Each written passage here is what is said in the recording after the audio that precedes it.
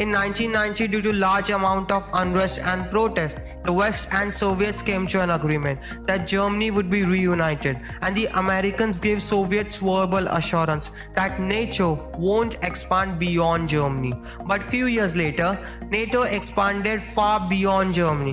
When Russians demanded NATO the explanation for their coercive action, NATO's response was, "Man, show us the return assurance." Few years later, on pretext of weapons of mass destruction, the Americans, along with their allies, bombed and destroyed Iraq in 2003, which suffered more than 1 million casualties without UN authorization.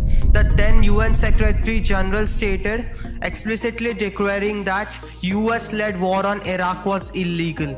Next, the United Nations gave task for US to negotiate a ceasefire in Libya in 2011. The US went with France and Britain for a regime change without the UN authorization, and mind you, the Ukrainians joined them. When you ask America, France and Britain, they would say they have verbal agreements with Russia. It's like your verbal agreement is not a verbal agreement, my verbal agreement is a verbal agreement. Hypocrisy at its peak.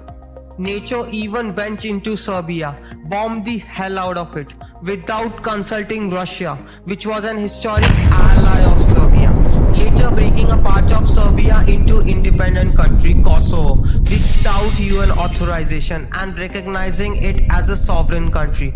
The US has history of not following agreements, either verbal or written. When the Iran nuclear deal was in negotiations, Russians told the Americans, "Look, we are close to Iran. If Iran develops a nuclear weapon and fires it off, it would go above us.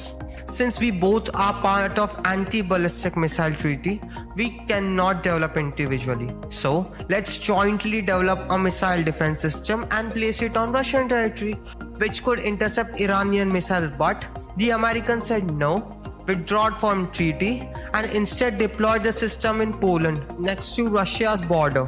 The West